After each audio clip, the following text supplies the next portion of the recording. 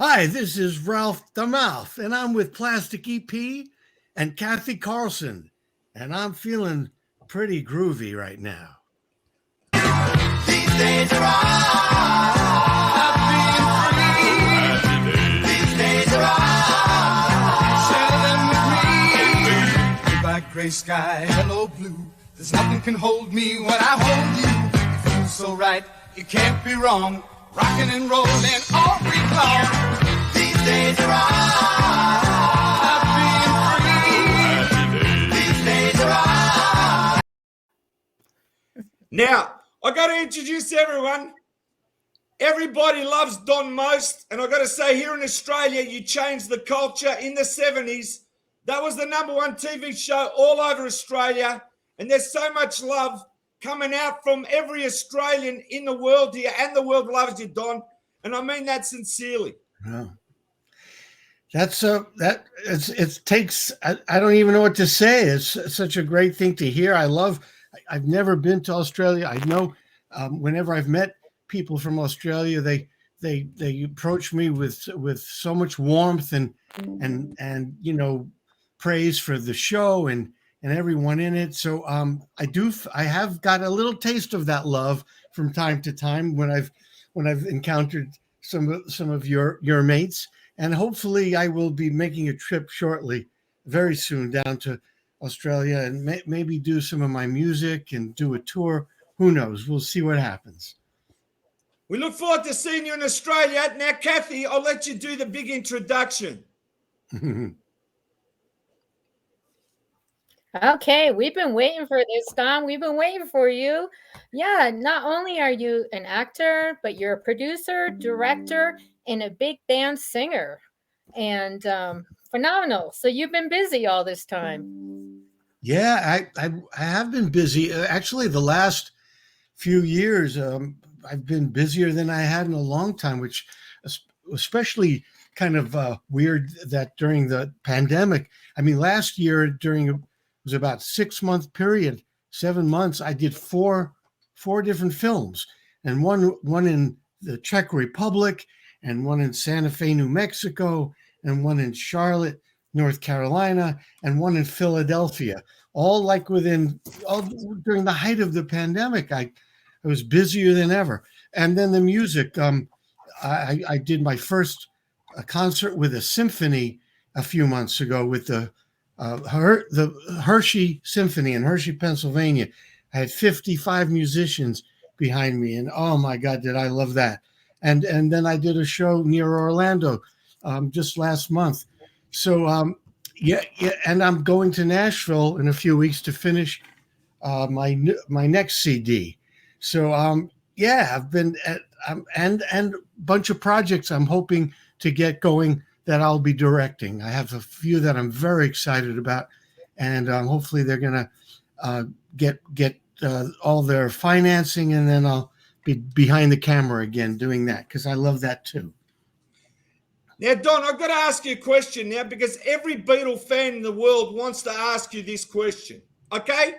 Now, when you were doing Happy Days, somebody's taken this photo, and you can tell me who it is. There you are with John Lennon and Julian Lennon when they came to visit the set, and there you are on the left. Can you tell me who took that photo? Yeah, you see, my memory, if my memory serves me correctly, what I recall was that when everyone heard that John Lennon was on the set, that got around pretty quick, and so Paramount Studios, where we shot Happy Days, they sent down a photographer from the publicity department, and my recollection was it was a publicity photographer that shot that. Some people thought that it was May, the woman that was with John at the time, May Pan, but I don't think she shot that. I think it was a photographer from the PR department. And now I was describe that day of John coming down there, because no one has described that day, please, for all the Beatle fans in the world. Oh my God, it was so amazing, surreal, as you can imagine. What happened was Anson Williams, who played Potsy, he went over to get, we were rehearsing a scene in the Arnold's set. And we took a break, and Anson went over to get some coffee. And the coffee machine was right near the entrance to the sound stage that we were on, and stage number 21. And he comes back from getting coffee, and he's got this funny expression on his face, and he goes, "There's this guy who just walked in, looks just like John Lennon." And we're like cracking up, going, "Yeah, yeah, right. John Lennon's coming to visit us, right?" And then like 2 minutes later, we see this guy, his hair is kind of long with the glasses, and we're all like looking, and we realize, holy shit, it's really John Lennon. Couldn't believe it. He was with Julian. He was 9 years old, I think, at the time. And, he was very, very soft-spoken, very, very low-key, humble, very humble. And, no pretenses, nothing, none of that. He was just as sweet as it can be. And they hung out. They wanted to watch. So they were there watching us rehearse. We talked a little bit. I can't remember what we talked about because it was sort of like, I was in another world. But what Anson reminded me, and that he was there, they stayed for several hours. And then that John was doing these little doodles on pieces of paper and stuff, and giving them to the crew, giving them to people in the crew. Anson would say to me recently, "Why didn't we get any of those doodles? We should have got some. That would have been something you'd want to have, So it was, I think he was taking Julian around and showing him, and it was early. It was only, I think, our 6th episode that we were shooting at the time. So not too many episodes had aired, maybe 3 or 4, but evidently they liked the show. And John was a big fan of the 50s music, and maybe they watched it together, him and Julian. So they came by, and then I think they were maybe going to Disneyland.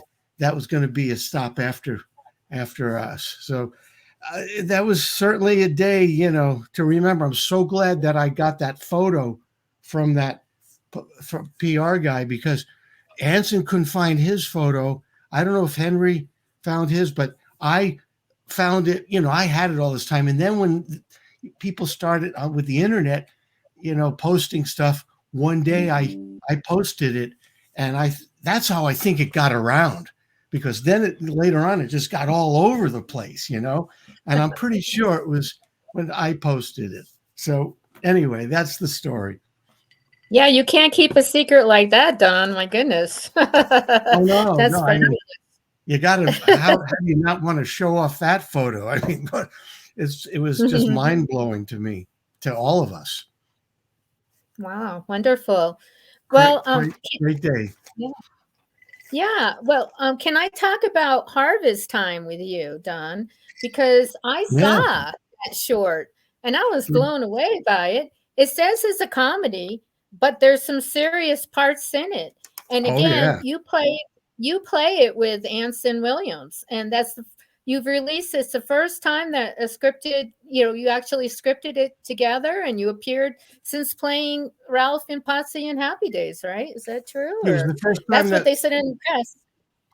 Yeah, that was the first thing we've done together, acting together on film or anything since Happy Days.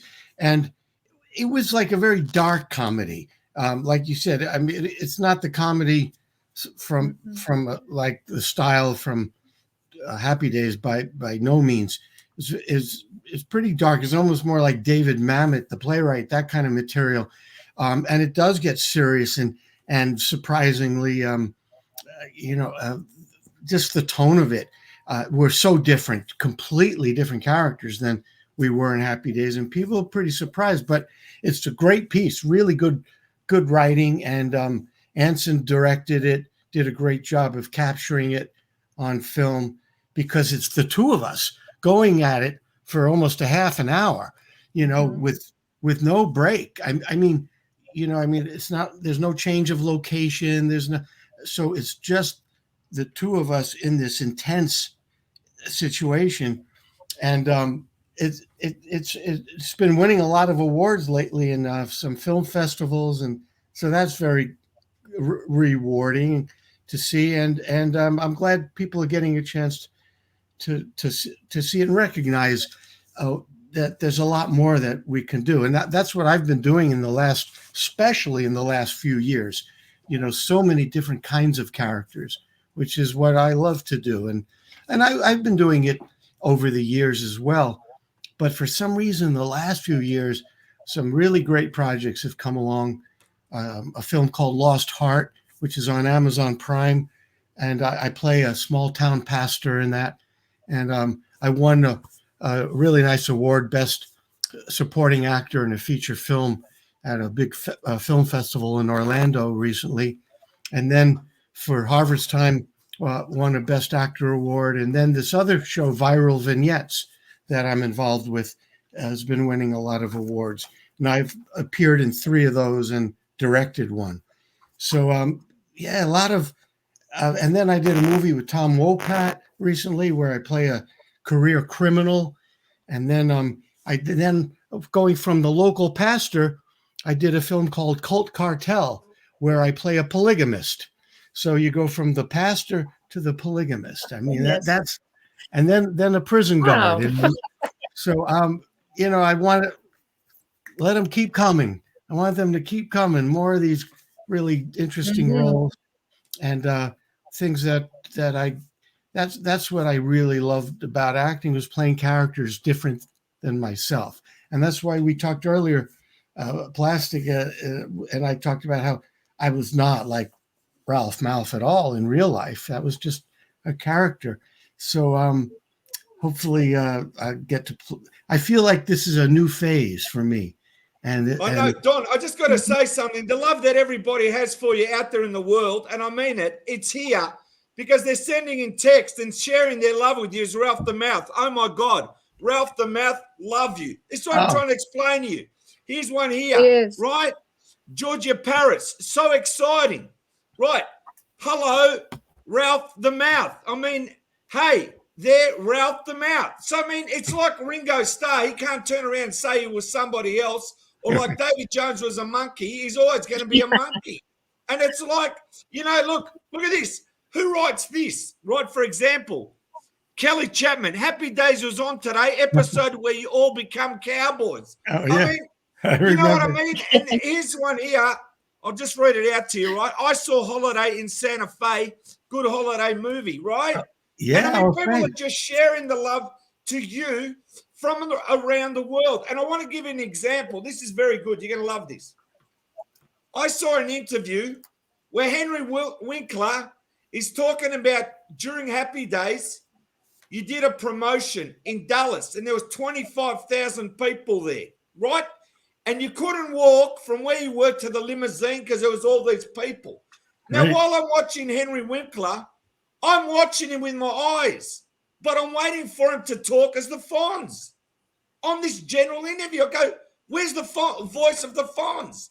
Henry Winkler's one thing, but the Fonz is another. And then he said, you guys were worried about getting to the limousine, so he turned on the Fonzie voice and said, hey, get out of the way, part the water. And as he was walking, someone said how short he was. Do you remember that?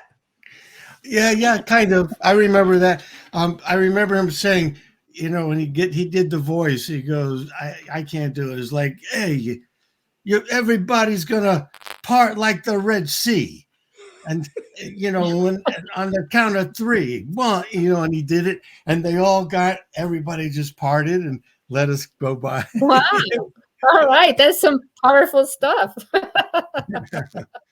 Yeah, right. Amazing experiences.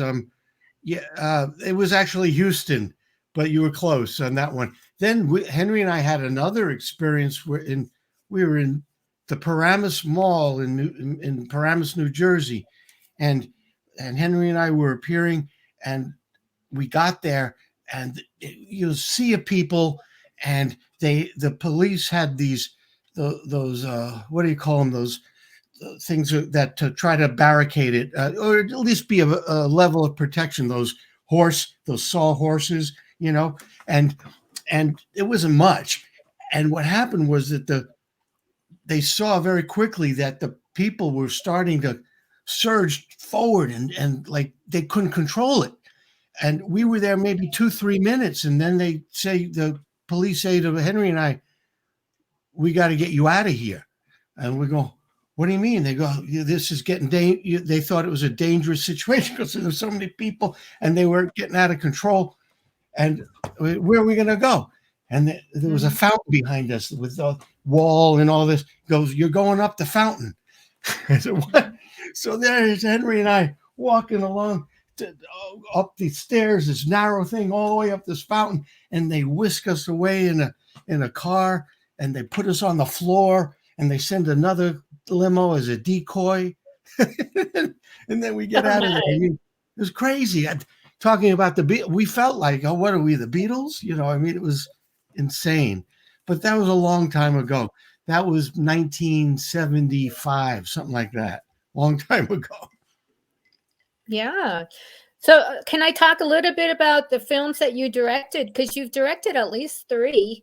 Yeah. And one of them was The Last Best Sunday. It was the feature film winner at the Telluride Indie Fest, right? Yeah. Yeah, really good movie, if I say so myself. I've been thinking about posting about that, so telling people where they could see it, because it's an intense film. It was my first one. It's very dramatic, kind of a Romeo and Juliet story with 2 teenagers from Central California, and the boy is Hispanic and the girl is white, and there's some still racism in this town, and these are 2 people that would normally have nothing really to do with each other, but under these very heightened circumstances, they're forced together, and then a relationship slowly develops, but something really bad happened, and I can't get into it, but it's a really good script by a writer named Karen Kelly, and my actors were fantastic. Douglas Spain plays the boy, who's terrific, and Angela Bettis plays the girl. And the reviews we got, the actors, it was like love letters, and I think people should check it out. You can see it on, I think it's playing on Tubi. TUBI is the platform that's playing, and then the other one I did after that was a film called Moolah, which was more of a comedy, but a comedy drama. Great cast. I introduced a 13-year-old actress, Shailene Woodley, who's now very big, has gone on to do wonderful things. She did The Descendants with George Clooney, played his daughter, then went on to do The Fault in Our Stars, The Spectacular Now, the Divergent series, was up for an Emmy for The Pretty Little Lies with Nicole Kidman and Reese. So it was her first film. And I also have Daniel Baldwin in the movie, who is hysterical, and Curtis Armstrong and William Mapother and Doug Hutchison. Great. So people could see that on Amazon Prime, Moolah. And yeah, and then I did I directed a very sweet family film called Harley's Hill, which came out really well. I don't know where that's playing, but people could look it up, I'm sure. But it's good to watch if you have, kids. It's a really nice family film. Now, Don, I just got to ask you a question. I've got a question here that someone's written. I'll read it to you slow because I'm Australian and I tend to be fast. All right, this is from Jim Thatcher, and he says, is it true that when you were cast on Happy Days, you were attending Lehigh University? I'd go there all the time to see sports events. I live about 30 minutes from there, and I grew up in Phillipsburg. Aha. Well, you're close. I was attending Lehigh University for 3 years. And during that time, I was going into Manhattan a lot for auditions. And I was pursuing the whole acting thing from the time I was younger. But while I was in Lehigh, I was going after it in New York. And then, so you're right, because what happened was right after my junior year, I went out to California, Los Angeles, for the summer. And that was the intent, to try to make some contacts so that the following year after graduating, I might want to come to LA and pursue the acting field out there. So, but what happened was I was able to get an agent, and I got auditions, and I landed a few guest roles on TV shows, and things were going good. So my agent said, you should take off a little time from school. You could always go back, but take 6 months off while you got some momentum going, and let's see what happens. So that's what I did. I took 6 months off from Lehigh, and it was during that time, a few months later, after getting another part on something, that Happy Days came along, the auditions and a whole series of them, and then I got a part and shot the pilot. So technically, I don't know. I guess I was still going to Lehigh, but I was on a leave of absence, I guess you would say. So, and Phillipsburg, I remember driving past Phillipsburg on the way to Lehigh from Brooklyn, where I grew up. So the man is right. All right. Okay. So now you've done some indie films. Remember, is it Isabel? Is that what it is? And feature films include Ed TV, directed by Ron Howard. So Ron, who? Ron. I know. I'm kidding. Ron. Yeah, Ron. Yes, definitely. Ron cast me in one of his films. I was really happy. It was right after I directed The Last Best Sunday. Literally, I'd been home for maybe a week or two, and the phone rings, and it was Ron saying, I'm doing this movie, and there's a part I think you'd be really right for. And it was like, oh, what a treat. And I had a great time doing that. That was a movie. It was very good. It was the one with Matthew McConaughey and Woody Harrelson and Jenna Elfman, I think, was in it, and what's her name? Oh gosh. Anyway, it was great to work with Ron, see him in that context, being this big, one of the top Hollywood directors, and I worked with Ron. Ron came to me in the third season of Happy Days. He wanted to prove that he could be a director because he'd been in the business his whole life, and he went to USC for one semester for film, and then realized he knew everything that they were teaching. So because he'd been doing this since he was 3, So he said, "Would you? I have an idea for a film. Do you want to develop the story with me, and you could star in it, and we'll shoot it on weekends, on 16 millimeter film, kind of like an experimental film." And so I could have some film to show. And I said, yeah. So we started working on it. I developed the script with him, and brought in an actress friend.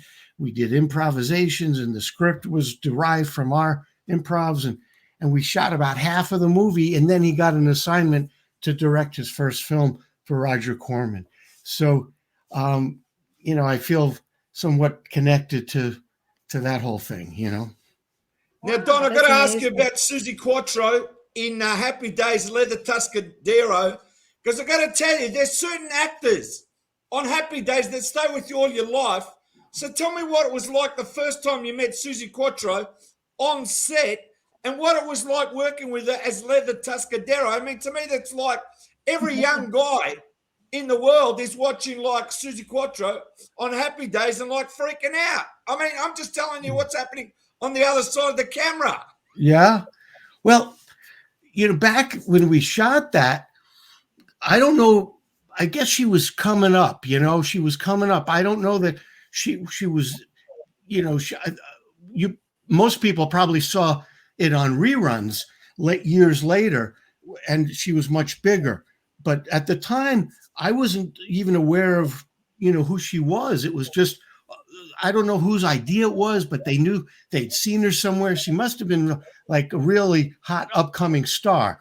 So when I met her, she was just, to me, I didn't know any. There was no preconceived, feeling about who this was, and she just seemed she was very quiet. Also, so nice as can be, and was very happy to be there. I don't know if she had done much acting.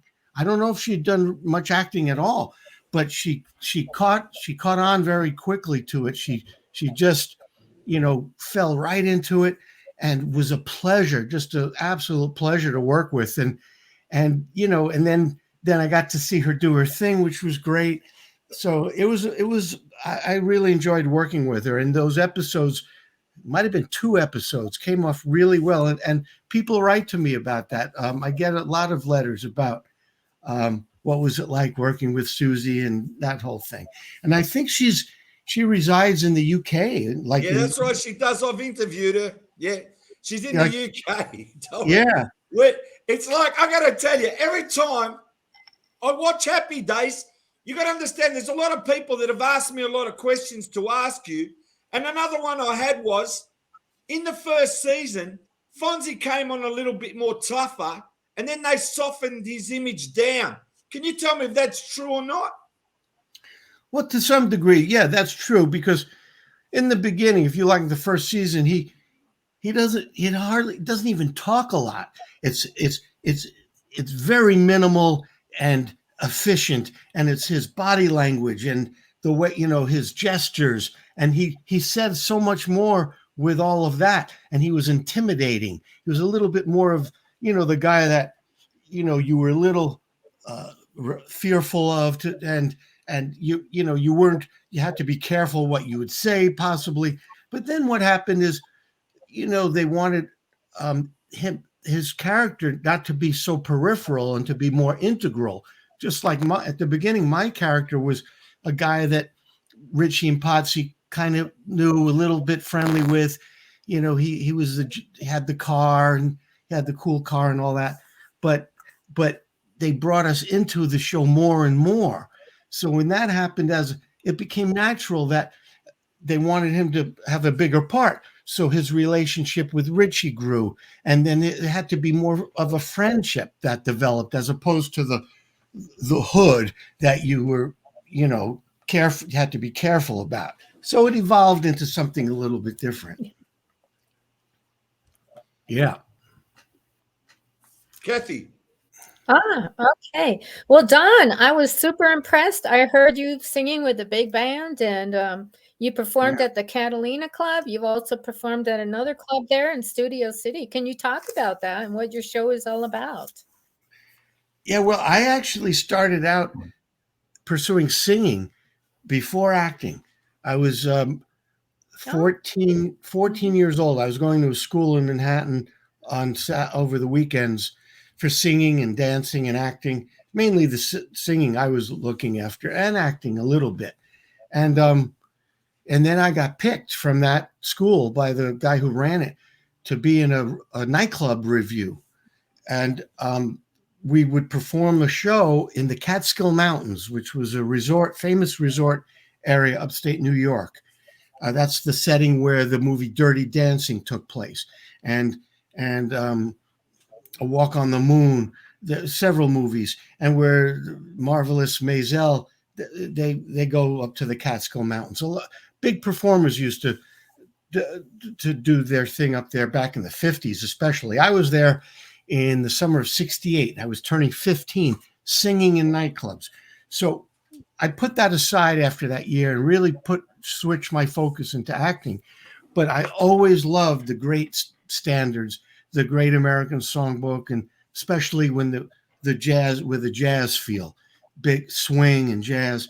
So I knew one day I'd go back to doing it. And it was about 7-8 years ago that I decided, if I'm ever going to do it, I better start, because that music was back in vogue. For a while it wasn't, but then, the Great American Songbook kind of had a big resurgence with all, Harry Connick started doing it, and Tony Bennett Unplugged, and Natalie Cole and Diana Krall, and then even Rod Stewart has done 5 albums of standards.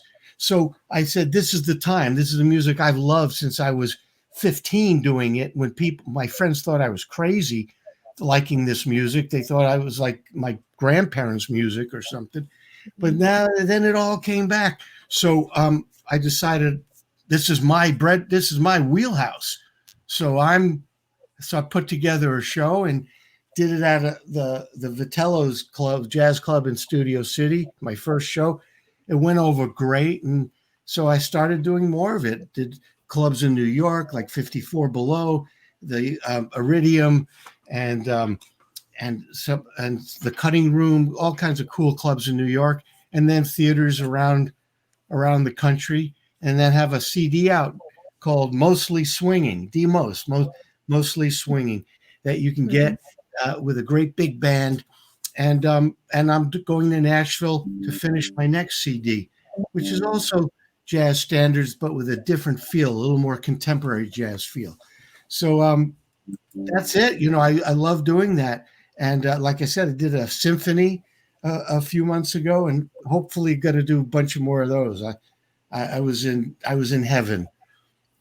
That's fantastic. Now I've got a question here, and someone's written just for you. I want to read it out.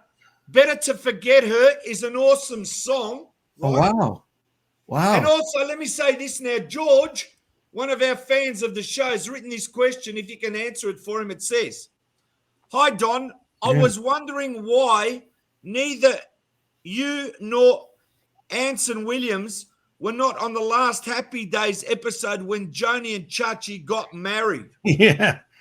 Good question, George. Very good question. Well, for me, easy to answer, they didn't ask me. Anson told me that was a little more involved because he was still on the show. See, I was no longer on the show. Ron Howard and I, our contract was up after the 7th season. And we both decided not to sign up again and renew for different. Ron wanted to pursue directing, and I felt like I'd been doing that same character for 7 years, and I said it's not who I was. I knew I was getting locked in and typecast. I didn't think the scripts were as good as they had been. It was starting to go downhill, and I said to my agent, and I haven't told this story much. Only recently I've told this story. I said, part of me wants. I don't know if I should continue because I want to have a career as an actor beyond this, and my contract's up. Maybe it's time to move on. But I said, go back to them and say they were offering me like the biggest raise that I had ever been offered because it was a new contract. So they were offering me the biggest raise. And I said, you know what? Go back to the people at, whether it's the Paramount, ABC, I don't know who was in control of making those decisions, whether it was the producers. But I said, tell them, forget about the raise. I'll do it without the raise. Keep that money, but guarantee me a part in an ABC TV movie, the TV movie of the week, or supporting role in a film at Paramount Pictures. So I have something else I can show what I can do, and I don't even need the raise, and they wouldn't do it. So they wouldn't do it. So I said, okay, then thank you. I guess I have to move on, Okay. So then they invited me back. I did a reunion. I did a show where Ron and I came back because they explained that we had gone into the army and we were somewhere in, I don't know, somewhere in Europe, and that's how they explained how we were not there. We were in the army, but they invited us back, and there was a reunion show, and I did that show, and it was great. It went great. But for the final episode, they never asked me. And Anson, you'll have to talk to him, but there was a similar kind of a thing that he was unhappy about something, and then they didn't comply and didn't have him on. So anyway, it's a little unfortunate that we weren't there for that final episode. We should have been there, but c'est la vie. Yeah. Cathy. Right. Okay. So, do you have any gigs? I know it's a hard time to get gigs right now. Are you looking for gigs? Yeah, I am. There's some things brewing, but nothing concrete. And I did a show. My last one was about a month and a half ago, and I think everything is in such state of flux and uncertainty that it's hard, especially the live performances. So we'll see. I don't have anything definite, but there are a few things brewing. So hopefully it'll all open up again, and I can't wait to get back to work. Now, Don, I got a question for you. They're coming in thick and fast. Now, I'll read it out to you. Pete Best was the best, but Donnie is the most. Is it true Mickey Dolenz was almost cast as the Fonz? Yeah, I heard about that he was up for the part. That he came in and met with the producers. I guess he read, and I think they were really considering him. He was a serious contender right up there. But then I think when Henry came in and did his audition, he just blew them away. Henry just really knocked them out. And it was probably because of Henry that Mickey didn't get cast. But I think he was right up there. But Henry beat him out, Cathy. Uh-oh. Cathy's Ned. Hopefully Cathy's still there. I'm here. Harvest time. Now, you're getting a lot of awards. So what is the potential for this, and what do you strive for with this short film? With Harvest Time specifically? Yeah. Well, what I mean, it could turn into, it could be a series, I guess, with the two of us.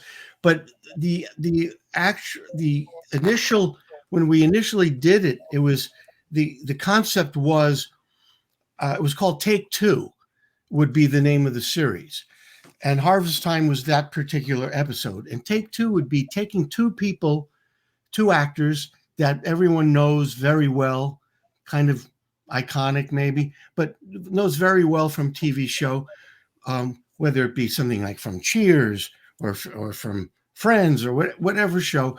But you take two of them and put them in something completely different, like this was, that you would never maybe expect to see them in. But we had such good writer. The producer, David Levin, had such good writers, and Fred Stroppel was one of them. He was an award-winning New York playwright, and he wrote Harvest Time. And he had 10 others, and it was so hard to pick because they were all so good. So the idea would be each week would be a different duo and a different piece that you would never expect to see them in. So it would be like, oh, who's it going to be this week? People that you love to watch together. They had great chemistry, but it's in something very different. So that still could happen. We came close to actually getting that going as a series, but it's a long story. But it still could happen. Who knows? We'll see. Don, here's another text here, right? Don Most, you have beautiful voice. Love your singing. Okay, so this is great. They know you as a singer. Oh, that's Mickey. That's Mickey. Yeah, I know Mickey. That's Mickey Galena. Hey, Mickey. Hope you're doing well. I think you're in Florida. Hope you're doing good.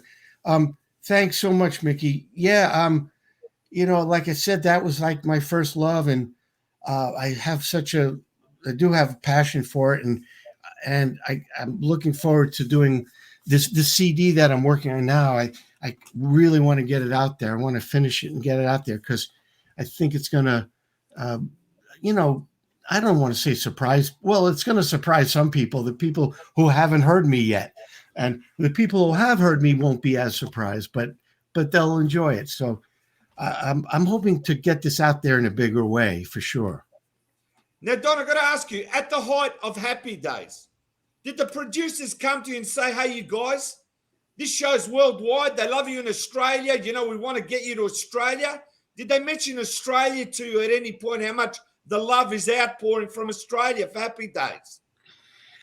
I think we started becoming aware of how big it was in Australia. We did, but they didn't talk to us about bringing us down there. That was never discussed. That didn't come up. Like, oh, we'll take you down there for a promotional tour or anything.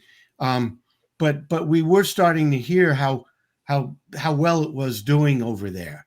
So that, you know, that was great to hear. And I know we probably were thinking, well, I'd love to take a trip there sometime. And I still would. So, yeah, I hope it would be great if I could do a tour of my show down there, and with Anson, or some of it with Anson, some of it by myself. Who knows? Well, you know what? They've got the casino down here in Melbourne, the Palladium. One day we might see you there, and I'll be the first one there to come and meet you, Don. That's for sure. All right. Sounds like a good plan. I'm up for that. Or I'm down for that. When you look back on Happy Days, I mean, we can talk about all these fantastic projects because, of course, you know, there's so many avenues open to you because you proved yourself as an actor, as a singer, and I mean, you love what you do. And that comes across to the people, you know, like you're a real people's person, and that's why people love you. I mean, like, you're very humble to me, but it's like, to me, your greatness. It's like, I just can't get over you as Don Most. But as I said, the biggest problem I have now is I really realize how actors can be typecast and that image stays forever, like Mickey Dolenz, The Monkees, Don Most, Happy Days, Henry Winkler, Happy Days. It's like you hit the top of the mountain and it's like, doesn't matter what you do from there, they're still going to love you from Happy Days. They outpour the love to you. Do you get that? Yeah, I understand that. And I think I can embrace that a lot more now than when I was younger. When I was, you know, I was worried about it more when I was younger. And you know, because it seemed like it was the monkey on your back. If you want to be an actor beyond that and have a career that can last a lifetime, you know, you saw what you were up against. And so it was almost your nemesis in some ways. So, but now it's different. Now I can embrace that. I'm older. I'm certainly up in a different age bracket. And because I've been able to chip away and keep working and doing other roles and show people, so more and more people are aware of that, and other things were opening up to me. So now I can appreciate that and embrace that and be grateful for it. Very, very grateful for it. Well done. Your accolades speak for themselves, and your talent is very overwhelming. And we are so delighted that you were a guest today. So thank you very much. Thank you.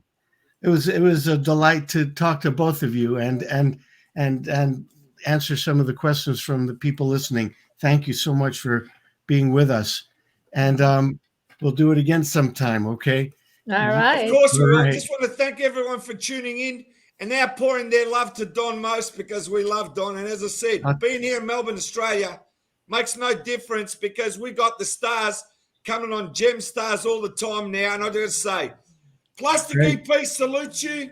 Cathy CC Carlson salutes you. And the world salutes you, Don Most, because we love you. And as we go out, of course, we've got to play the Happy Days theme song again, because it's just, it's ingrained in my brain. I'm sorry, I just grew up with it. And my wife used to run home to watch it like the Brady Bunch. So thanks again, Don.